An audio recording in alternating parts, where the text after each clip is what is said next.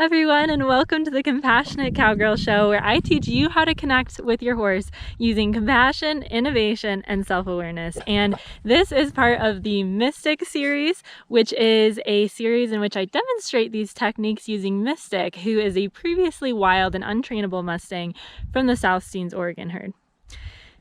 Now, in today's episode, we are going to address you feeling stuck with your horse and what that means, and actually what the message is behind your frustration. So we're definitely going to be taking a really in-depth look at that. How do you get unstuck? And this is also going to be a follow-up from our last episode on catching your horse, or connecting with a horse who has been previously hard to catch. And this is going to naturally be the haltering phase of that. So we'll be looking at that through the lens of Mystic, because this is a behavior that caused me a lot of frustration with Mystic. And it really goes back to a key concept called shaping that we're going to look at in more detail. So shaping is going to be the key to getting unstuck with your horse.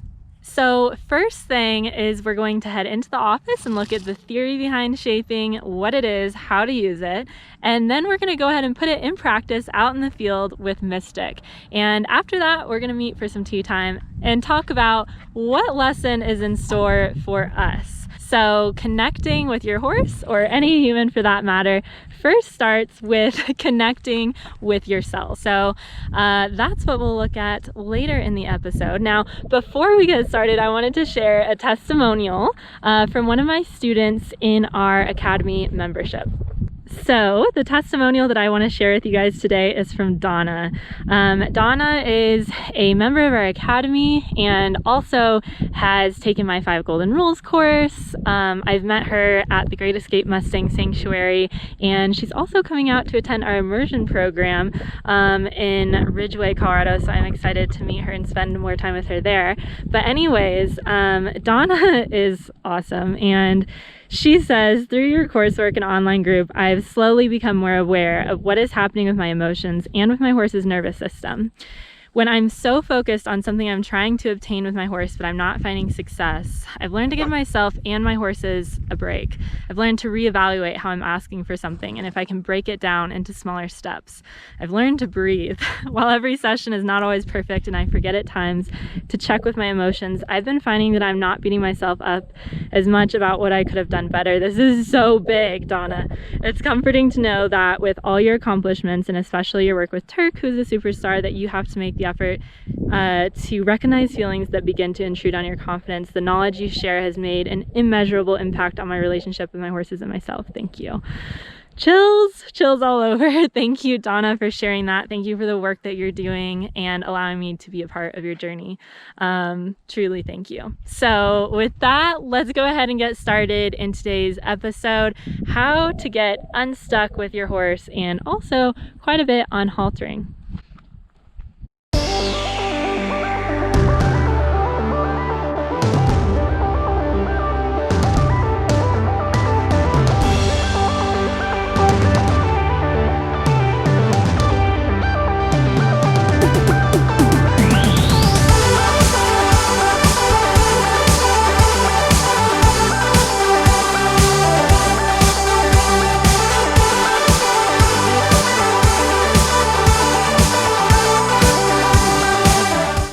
So if you've been feeling like you've been stuck with your horse, chances are you're feeling frustrated as well. And I just want to read a little excerpt out of Power of the Herd. It's by Linda Kohanov, and she has in here an emotions chart where she takes you through the different emotions, and then she tells you the message behind them. And I want to talk about the emotion of frustration, because chances are that's what you're feeling, and how important the message is. So the message of frustration is that the action you're taking is not effective. The questions to ask of the emotion is, where's the block? What can I do differently? Who can I ask for ideas or assistance? And then the intensification of the emotion is rage and powerlessness.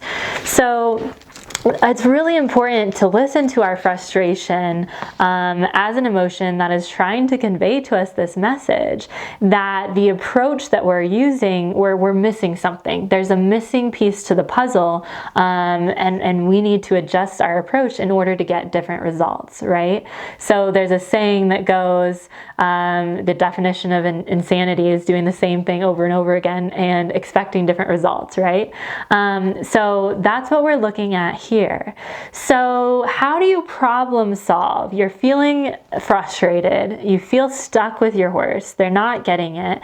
How do you find the missing step? That's where the process of shaping comes in, which I was telling you guys about earlier.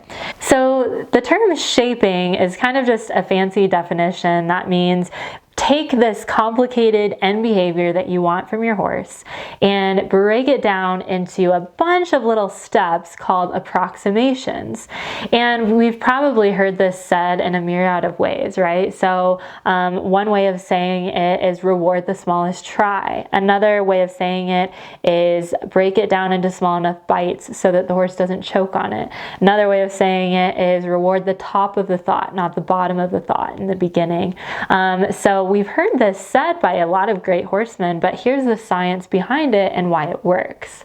Now, this term was created by B.F. Skinner, who was a leader in behaviorism studies, and he worked with pigeons actually. And I'm going to give you an example of shaping and how it works with a pigeon. Now, if you're working with a pigeon, and they're in the middle of the cage and you want them to step over to another end of the cage, say onto this little target or something, then how would you shape that behavior?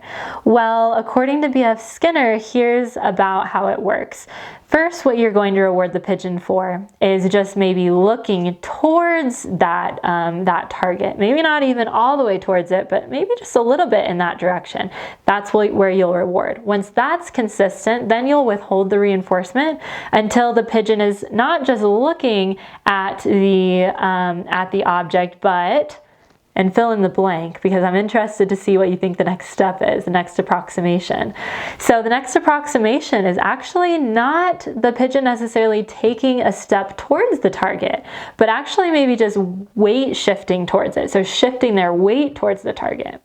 So a lot of people would miss that and they'd go right to trying to get that step. So really important to see the detail at work here.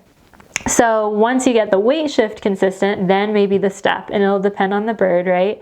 And then once you get the step consistent, the next approximation is maybe 2 steps towards the target. And you continue with this process until the bird is actually standing on the target.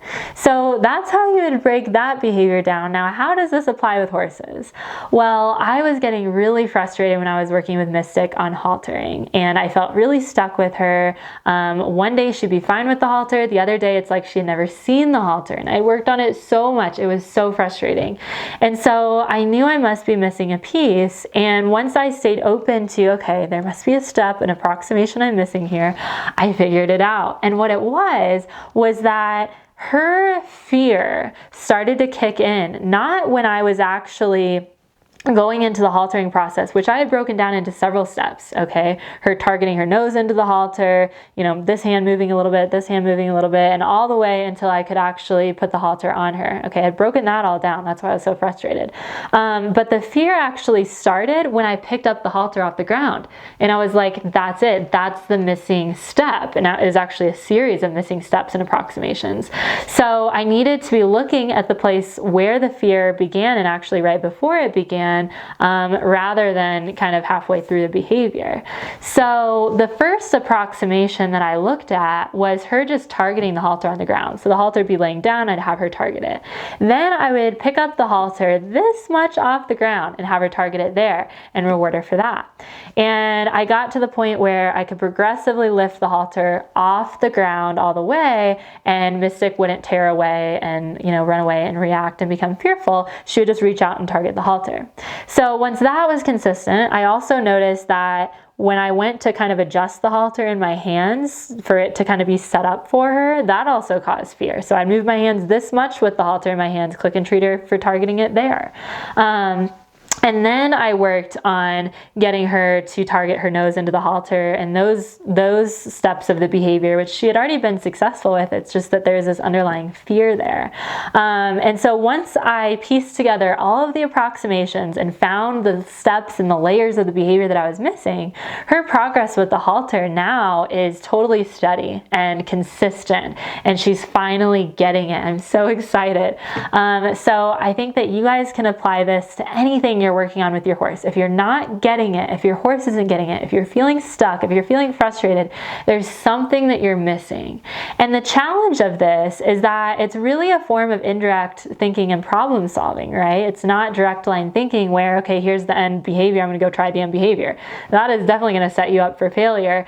But unfortunately, in horse training at large, we're exposed to a lot of end behaviors, right? And we don't see the behind the scenes as much as how do you get there, right? What are the steps to get there? So whenever I'm looking at different trainers, that's what I'm trying to figure out and ask them. I'm like, hey, what did the very first approximation of that end behavior look like? In order to get to, you know, where you were going, because I know what that looks like, but I don't know what that very first approximation looks like. So for that reason, it's really important to develop what I call a shaping plan. And lots of trainers use a shaping plan. It's not like I made the term up, but you're wanting to use a shaping plan so that you can write down what each of these approximations are. And that way you can visualize it in your head too. What am I going to reward my horse for? Because if you go out there and you don't really know what the approximations are for the end behavior, it's not really fair to your horse or you, because you both are going to get frustrated. Now, once you get out there after writing your shaping plan out and what each approximation of this end behavior looks like, you could get out there and then it's like, oh, wow, this approximation, I'm going to have to break down into 5 other approximations. It was too big of a chunk for my horse to take. So you're going to adjust it obviously as you go out there, but it's going to get you in the mindset of visualizing what the steps are to get to the end result, and it's going to make it much more attainable for you and your horse, and it's going to be a really smooth process without all of the frustration. Now, if you guys want some help with putting together your shaping plan and some shaping plan guidelines, meaning what kind of criteria do I include in each approximation? How do they need to be performing the approximation before I head on to the next approximation? That kind of stuff, the nitty gritty that we won't have time to get to here. I have a download for you guys, so click on the link below and you can get that. And if you're wanting to take it even deeper, you can definitely enroll in the 5 Golden Rules to the Horse-Human Connection course, my online course. And rule number 3 is actually all about shaping. So I go really in depth in it there if you guys are wanting to learn more. All right. So I think that that's it though. I want to head out into the pasture and we're going to see how the process of shaping comes into play with Mystic and the haltering process. So I'm going to go ahead and head out there and I'll see you guys out there in just a minute.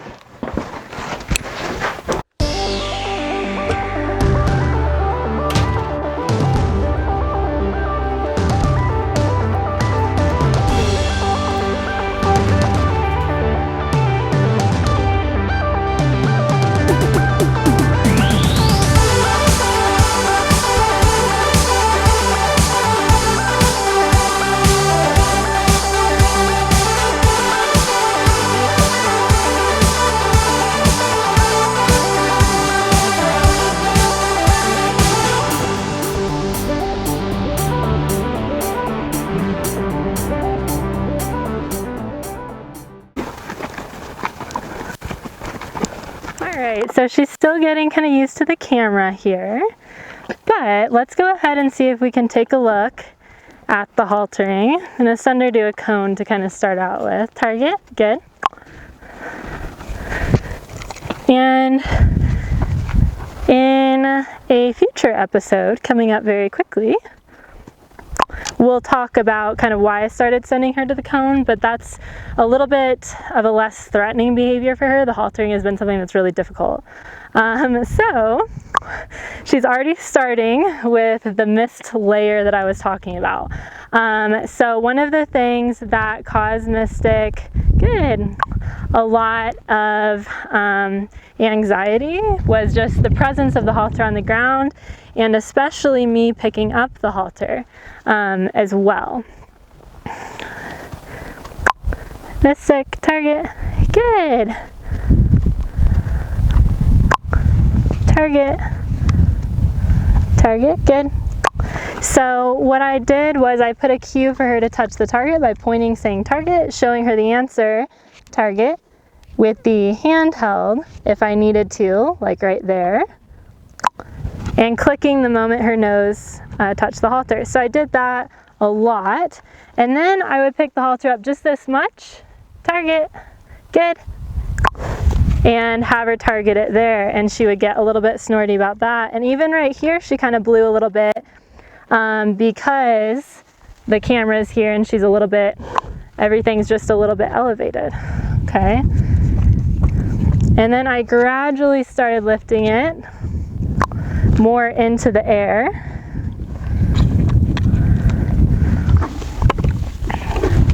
Until I could pick it all the way up without her spooking. So I went back and did all of that when the haltering was inconsistent. And then what I realized was, even when I went to kind of see how my halter's in a wad, when I went to adjust it, you could see how she wanted to look away right there. So I practiced just moving this around a little bit and then having her target it. So move it around a little bit, cause the anxiety, target, follow that by a behavior that she finds rewarding, okay? So I still do a lot of this. How much can I just kind of gather it? That time she stayed better. She didn't try to look away, okay? And then kind of really start to arrange it, target. So these are the pieces in the very beginning, before thinking about her nose even going into the halter, that caused the inconsistent results, because there was a missed layer that I hadn't yet addressed.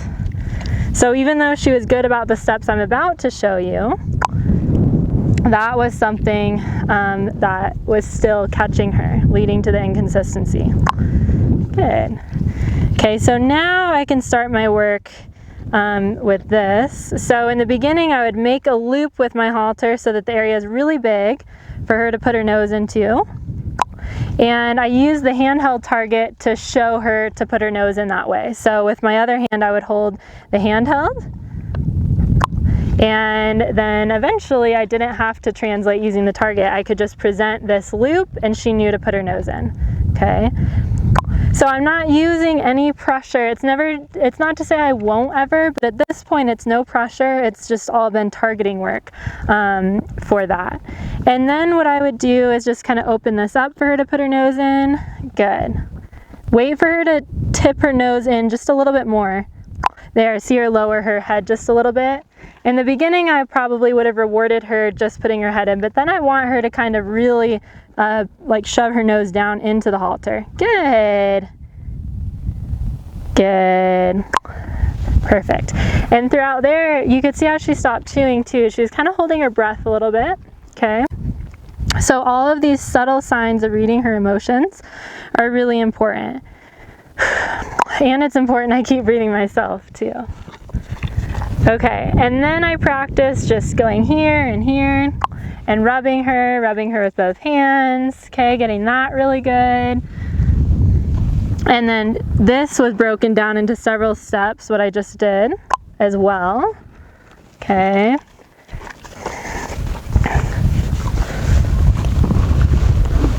Until I could get to the point, good. Drop it just a little bit more. There you go. Until I could get to the point that she was self-haltering. So once I went through that whole process, then I would go target. Oops, that target's a little bit more fun, huh? Target, good, good, good.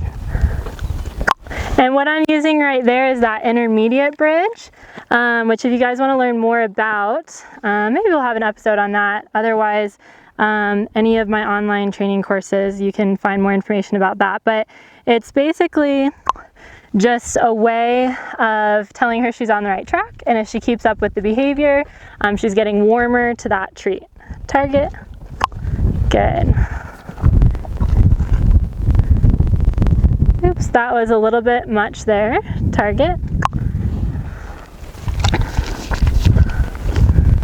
Good, good.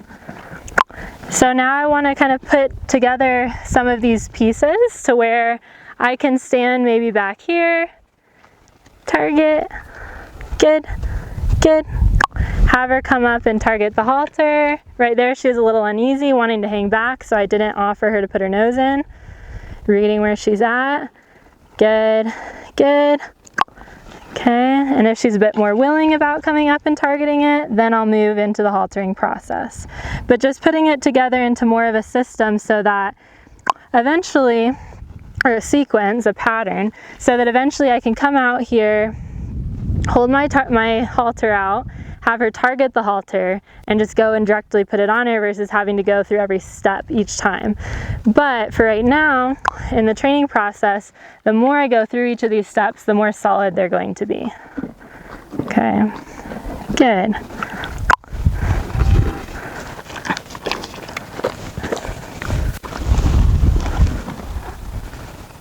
Good. So she's a little bit more uneasy than she is normally too because of the camera. But I'll see if in a time or two here I can kind of go into the full haltering pattern. Good. See how she kept chewing the whole time right there too, that she put her nose in the halter? That was really good. She wasn't holding her breath anymore. And we'll talk more in an upcoming episode about reading your horse's emotions. Target, good, good, good. Oh, I think it's the camera actually. She doesn't want to get closer. Let's see if we can take one more step. But when they start holding their breath, that's a sign to me that they're about to go into a reaction. Right there, I'm right on the edge of what I call that threshold. See how she looked away when I went to rub her and offer her the halter? And in the past, she probably would have left. And even right there, when I went to adjust the halter, see how she stepped back?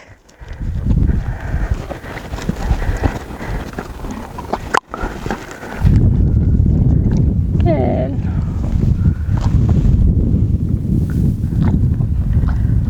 Good. Good. Good. Good. There. There, she lowered her head just a little bit more.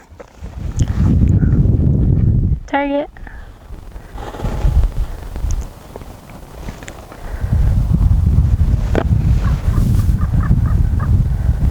It's her kind of thinking. Good. Good. But see how quickly she came out of that? In the past, if she would kind of go into that, it was really hard to get her out of it. But right there, she made the decision to re-engage, which was awesome. Okay, target. So this time, good. We'll go into the whole sequence. Good. Okay, so that was the ideal thing, right? Her coming up, targeting the halter, and then me getting it all the way on there, or her actually putting it all the way on. Notice how when I'm doing this, I'm never putting the halter on her. It's always her going into the halter. That's a really, really important thing about this exercise, is that when you get them to their nose, like just on the verge of going into the halter, you don't want to go and shove it on them. If I were to do that, she'd be gone, right? Good, good, good.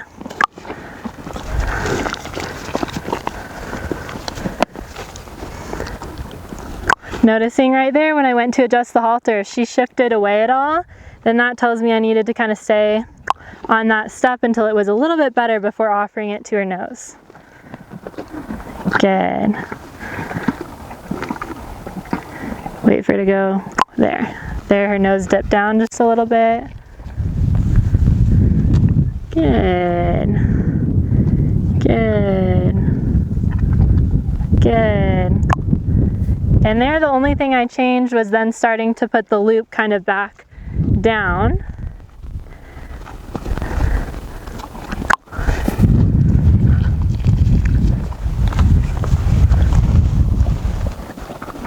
Good.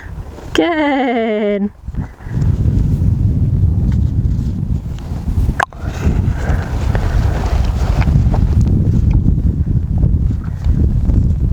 And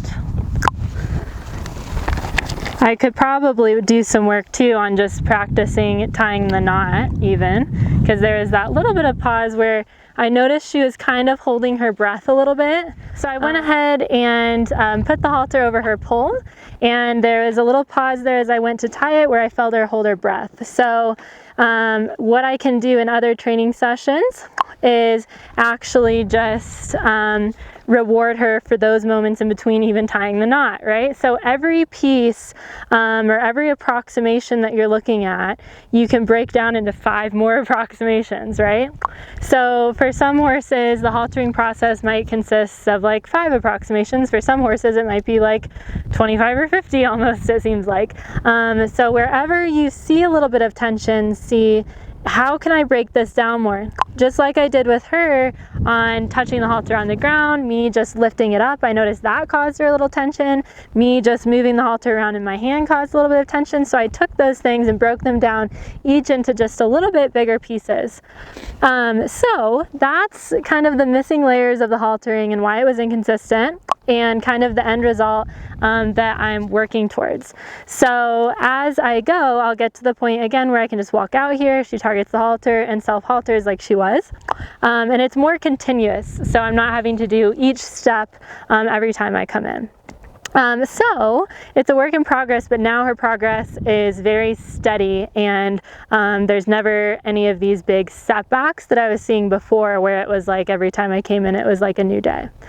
So now that we got the halter on, we're gonna take it off because throughout these episodes I'm going to do most of the work with her at liberty, meaning that I'm not really going to be using the halter at all, because I really want to test target.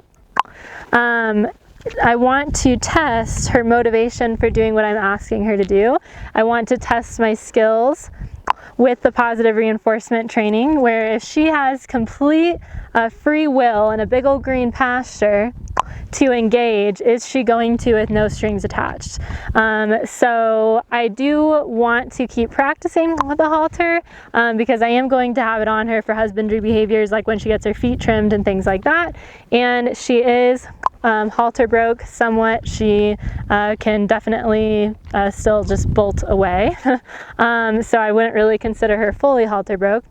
But she can kind of lead around in this, fenced in area for her feet and trims and things like that. So probably the last time you'll see the halter in a while, but this lesson applies to so many other situations with our horses. So I'm gonna go ahead, and I love how she's staying engaged even after she got a little high-headed about the halter coming off. But I'm gonna go ahead and end her session with her end of session signal, and then I'll see you guys back at the house. We'll talk about these concepts a little bit more over tea.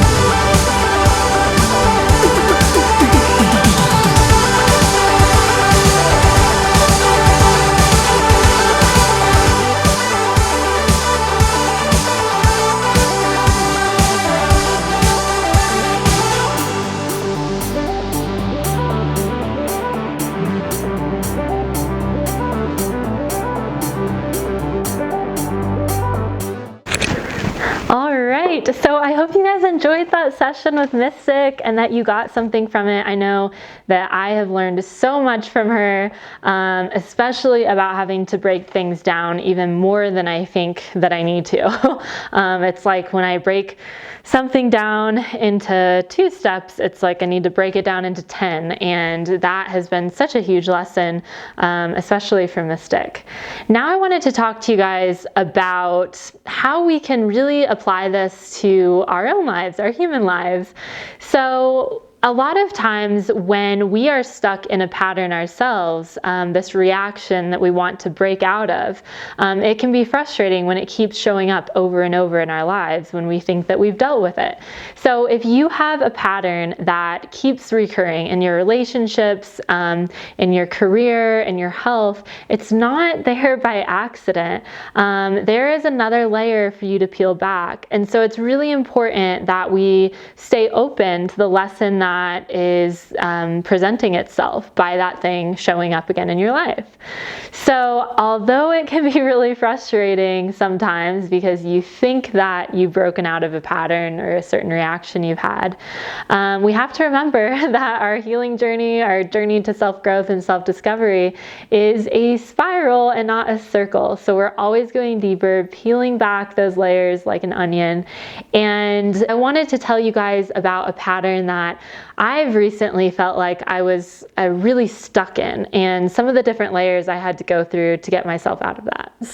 So one of the lessons that I was going through that I would get really frustrated with myself about was overbooking and overscheduling myself.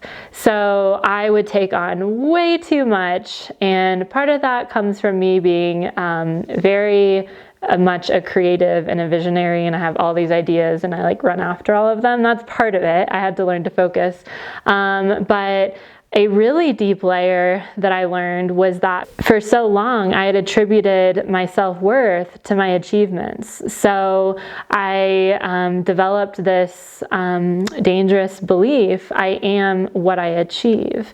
And so if I didn't get everything done in my to-do list that day, at the end of the day, then I took a blow to my self-worth because I was judging myself based on how much I accomplished. There were several other layers to that pattern as well. So once I learned that, I still continued kind of in this pattern of overworking and overbooking and being really strung out. And so the next layer that I came to was setting boundaries, because that was difficult with me. And also this, I don't know, any of you guys a people pleaser? I am still a recovering people pleaser. And so it was hard for me to tell people no. I wanted to make them happy. And I also realized I was basing my self-worth off of what other people thought of me, and judging my self-worth based on what I could bring to them and offer. Another layer beyond that was something called FOMO, fear of missing out. And so I would make decisions based off my fear that the opportunity wouldn't come again. And so I was really just in this scarcity mindset. So as you can see, there are so many layers to this pattern of me overworking, and it wasn't something that came just overnight. Suddenly I had my time or my life back. I will say that I'm still finding that balance, but I feel like I'm in a much better place. But this whole process was at least, well, by the time I became aware of it and wanted to change it to it actually changing was probably close to 2 years. I kind of hit my point where I was like, I can't do this anymore, and became aware of it, wanting to change it. But then as I peeled back all of those layers, that was a few years in itself. So as we are learning, there's so many different layers to each pattern that we're going through. If you have the same pattern that keeps showing up in your life, whether it's with relationships or at work, or health, it is not by accident. There is another layer that the universe is really wanting you to take a look at. So today's question of the day, I want to know what is a pattern that has kind of been something that has repeated throughout your life? And what is one of the layers that you had to learn in order to break free of the pattern? And perhaps you're still in the process of breaking free, but since you're aware that the change comes in these layers, then hopefully you'll be able to trust the process and have faith. All right, so I am excited to check out your guys' answers, and I will try to comment back to you guys once you share. I love getting to know you all. And with that, I'm gonna go ahead and wrap up and say that I will see you in the next episode. Now, in our next episode, I'm gonna be talking to you guys about a problem I ran into with Mystic. She would just lose engagement. I couldn't get her to participate in the clicker training. She would kind of just turn off and shut down or walk away, and I ended up just having to end the session. It was so frustrating for me, and that's a main reason that I thought the clicker training wasn't going to work with her. I figured she was too shut down, she was too introverted, until I learned this trick. So that's what we're going to talk about in the next episode coming up. And in the meantime, make sure that if you haven't already subscribed, you hit that subscribe button so that you are notified when the next episode is released. And also, if you want to be a part of Mystic's journey in even more detail and go through my positive reinforcement pathway, how to introduce positive reinforcement with your horse, then make sure to check out the Academy membership. I'll give you guys a link to that. I would love to see you in the group where we have hundreds of training videos, a monthly Q&A, and a really great community who would love to welcome you. So with that, I will see you guys next week. Thank you guys for tuning in, and have a great rest of your day.